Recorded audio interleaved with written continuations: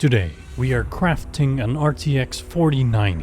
I'm sick of all these high prices, so it's time I take the matters into my own hands. Burger and sauce should be the recipe for this little beast.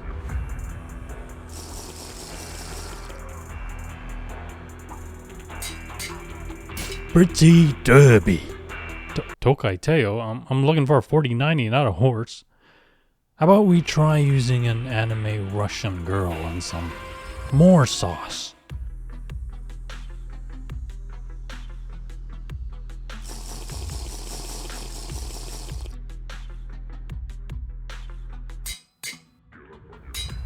$50.70. Huh. Master Jensen did say the 5070 is equals to the 4090, right? All jokes aside, this is the RTX 5070 Ventus 2X in white from MSI.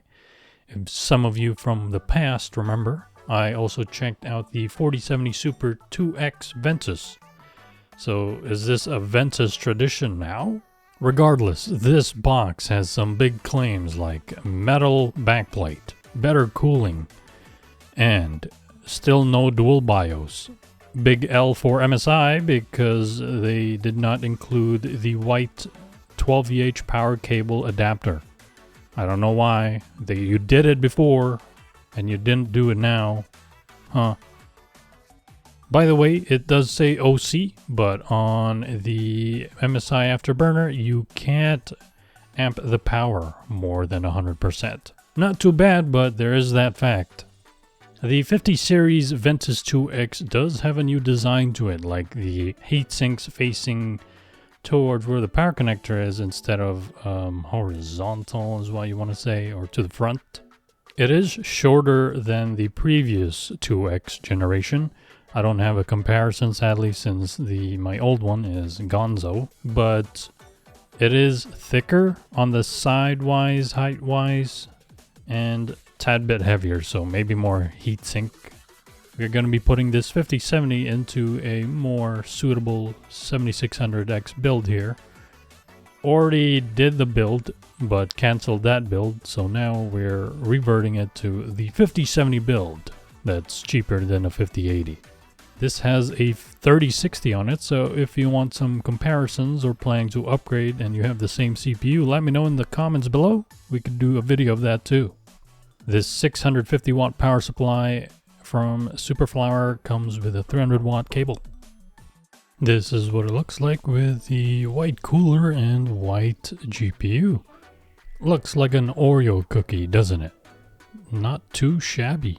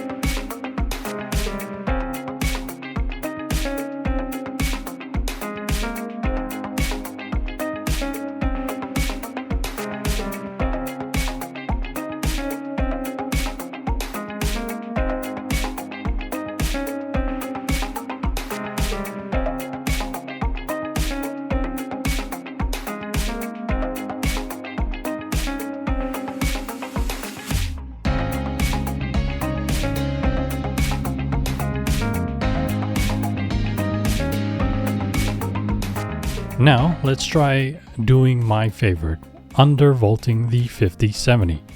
At stock settings, the average in Gathering Wives is around 200 watts. With the settings I've experimented with, it's now around 140 watts, and you have little to no performance loss.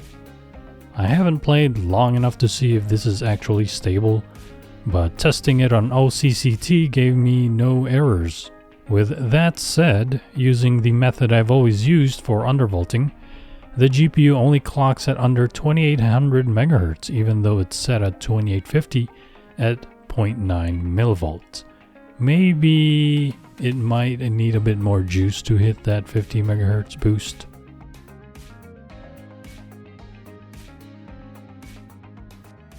With that out of the way, let's yap about the build. As I said, this whole thing is cheaper than a 5080 as of April 15, 2025. I got the 7600X a few months ago in a NEWEGG bundle. It came with 32 gigs of RAM, B650M motherboard, and a terabyte SSD, all for $350. Micro Center has been toppled down in terms of CPU deals? Nani? Of course, that was just like a limited time. The case choice could have been the Johnsbo D32 Standard, which could have saved me around 20 bucks, but I wanted to experiment with this case since it was new and it was on the shorter side. Building in it was fine. You can take off all the panels compared to the Z20. There is little to no cable management space in the back, and if you have an ATX PSU with not so flexible cables, pain. Intake from the rear along with a reverse CPU cooling would net us better CPU temps, and then a single top exhaust since the case can only take one 120mm on the top if you have an ATX power supply. I found this PSU by chance at MC for its full modularity and gold rating. It is fairly audible though when you have the PC on, maybe slightly loud, and that's just during system idle. The fan is just on all the time. In the future, I might replace it with a new Corsair RM750E because those have some pretty flexible cables. And if you want to commit to this case, go with an SFX or even an SFXL power supply. Speaking of replacing, the fans I put in the case are the P12 Max. Nope, not a good pairing for a MOBO that lets its fans go wild during boot. No, these fans are rated up to 3000 RPM I think, so yeah. The 5-pack is a pretty good deal though, but maybe better off for like a full radiator setup. If you were to build this 5070 setup without any bundles, you might have to pay over $100 or so. And that's with an MSRP card if you happen to find one at that price. NEWEGG does resupply them often. Better yet, 9070 XT at $600 would be a better deal for the performance. That's if those still exist. Those are now like $720 nowadays. Anyway, that's all for me today. Hopefully next coming builds are related to the 9070 XT all you need type build and the most sane gotcha streaming build. Maybe. Thanks for watching, have a good one, and stay safe out there as always.